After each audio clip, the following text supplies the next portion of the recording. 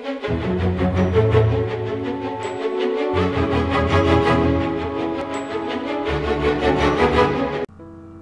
Viewer, স্বাগতম আজকে Microsoft office প্রোগ্রামের সিম্বল ওয়ার্ডটা নিয়ে। আমরা সিম্বল মানে জানি এক ধরনের প্রতীক। আমরা অঙ্কের বিভিন্ন কাজে আলফা, বিটা, গামা ইত্যাদি চিহ্ন ব্যবহার করে থাকি, আর মাইক্রোসফট ওয়ার্ডে মাঝে মাঝে লেখার মধ্যে এটা ব্যবহার করা হয়ে থাকে। ডকুমেন্ট বা যে কোনো কিছু লেখার সময় সিম্বল বা এই বিশেষ চিহ্ন ব্যবহার প্রয়োজন হতে পারে। আমরা আগে বিভিন্ন কিছু আলোচনা করেছি। আজকে আমরা দেখব মাইক্রোসফট অফিস ডকুমেন্টে কিভাবে সিম্বল ইনসার্ট করতে হয় বা নিয়ে আসতে হয়। সাধারণত কিবোর্ডে সব রকম সিম্বল বা চিহ্ন থাকে না।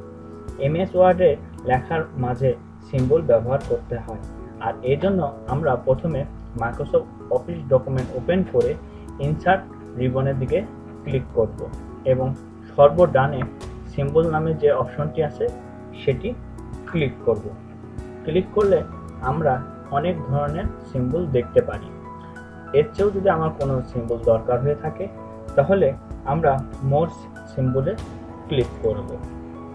দেখুন, নতুন একটি ডায়ালগ বক্স এসেছে।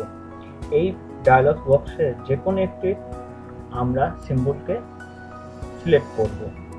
ধরি এখানে এই সিম্বলটি সিলেক্ট করলাম এবং ইনসার্টে ক্লিক করলাম এবং ক্লোজ করলে ডায়ালগ বক্সটি চলে গেছে এবং আমরা আমাদের এই নির্দিষ্ট ডকুমেন্টে আমরা যে সিম্বলকে সিলেক্ট করেছিলাম সেই সিম্বলটি এখন সেটা প্রদর্শিত হচ্ছে। বিভিন্ন ভাষার সিম্বল পেতে হলে আমরা সাবজেক্ট অপশনে ক্লিক করে সেটা আমরা ব্যবহার করতে পারি। সেজন্য আমরা সিম্বলে ক্লিক করলাম এবং মোর সিম্বলে ক্লিক করলাম। যে নতুন ডায়ালগ বক্স এসেছে সেখানে দেখুন ফন্টের ওখানে নর্মাল টেক্সট আছে। আমরা যদি এখানে আমরা নর্মাল টেক্সটের জায়গায় অন্য যে কোনো যদি সিলেক্ট করি, দেখুন ডায়ালগ বক্সের নতুন সিম্বল এসেছে। আবারও যদি সিলেক্ট করি নতুন আরেকটি, দেখেন আবার নতুন বিভিন্ন রকম সিম্বল এসেছে। আমরা যে কোনো একটি সিম্বল আবার একটি সিলেক্ট করলাম এবং ইনসার্টে ক্লিক করলাম এবং ক্লোজ করে ডায়ালগ বক্সটা বন্ধ করলাম। দেখুন নতুন সিম্বলটি যথারীতি নির্দিষ্ট স্থানে এসে গেছে।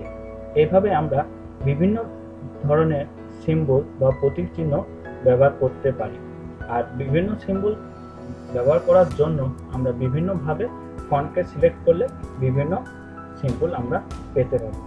এইভাবে আমরা নির্দিষ্ট ডকুমেন্টে নির্দিষ্ট জায়গায় আমরা এই বিভিন্ন ধরনের সিম্বল ব্যবহার করে আমাদের কাজকে আরো সুন্দরভাবে সাজাতে পারি। ধন্যবাদ।